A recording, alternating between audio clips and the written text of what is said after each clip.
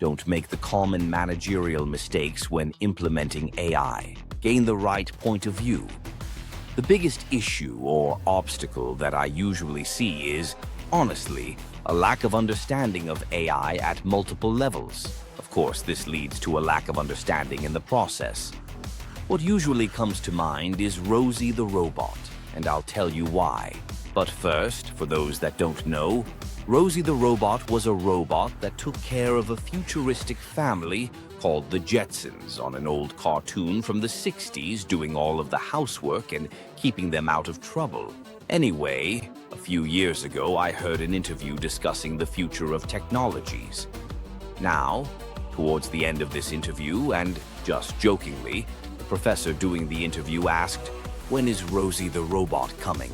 Now, obviously, this was meant as a joke. However, the individual paused and thought for a second and then said, "She's already here," and then went on to discuss things like robotic vacuums or lawn cutters, air fryers, fridges that can order food for you, devices that can tell you the weather just by speaking to it, and the like. While it didn't come in the form that the interviewer or the Jetsons creators had in mind, it is here. He went on to say that technology has not gone on to take the form of large-sized generalization, but instead the form of smaller-sized specialization. So what I see all too often is that people view AI as Rosie the Robot and think by implementing one form of AI, it should make everybody faster. It is important to realize that there is not a magic bullet out there, and one size does not fit all. All too often, workers have a tool pushed on them and then are expected to increase proficiency. Much like a plumber being expected to become more efficient because a carpenter gives him a hammer.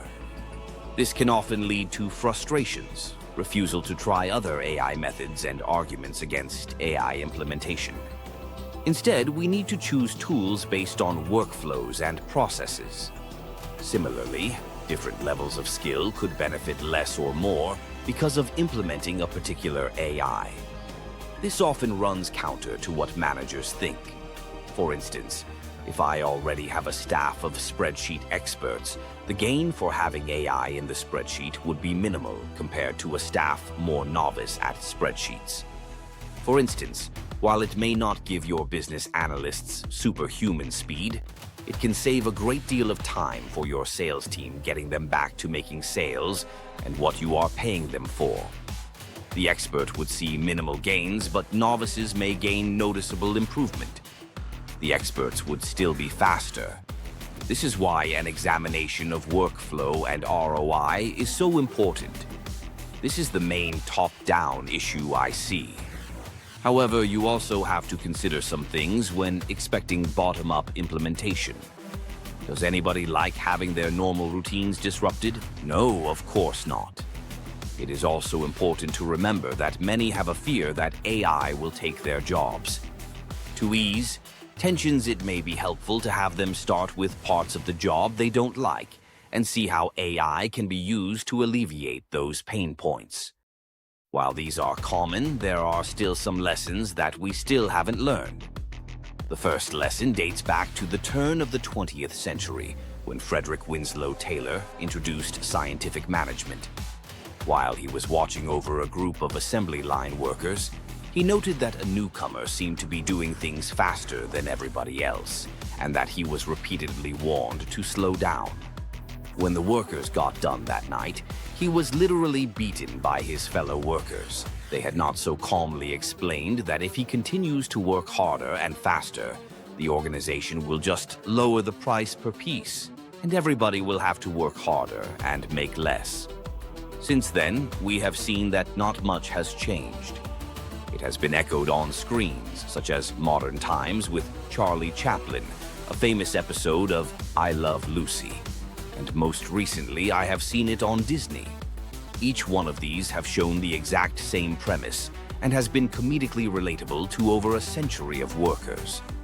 That is, as soon as you can demonstrate efficiencies, more is given to you, increasing stress and worsening well-being for the same amount of pay. This was reiterated recently by an intern I know being told to slow down by salaried employees. Indeed, employees realize this and often hide any efficiencies that are gained and will not share them with others for fear of increased demands, thus hiding AI gains. And, potentially worse, sometimes breaking company policies, confidentiality rules, or security protocols. In a similar vein, an old lesson from OB and change management tells us that once people are required to change their normal procedures, they begin looking for external opportunities. If people are spending their free time and own money on AI lessons, it may be that they are seeking new opportunities elsewhere, and those with the most opportunities are likely to be the best employees. Your goal is to make them see that their gain in AI knowledge is attributable to your organization by providing resources, time, and training. If not, you run a great risk of losing those that are the most valuable to the organization in an AI world. Thanks for joining Brain and Bot AI.